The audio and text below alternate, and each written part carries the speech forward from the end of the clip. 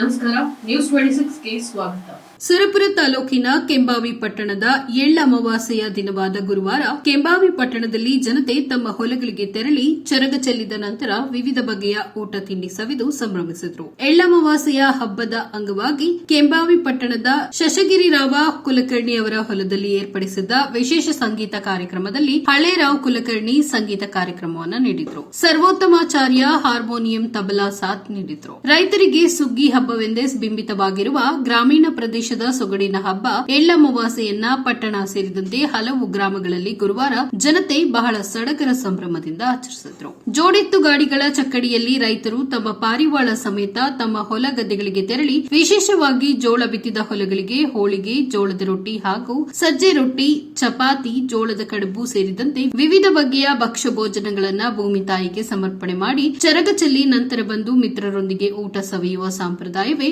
ಈ ಎಳ್ಳಮಾವಾಸ್ಯೆಯ ವಿಶೇಷ.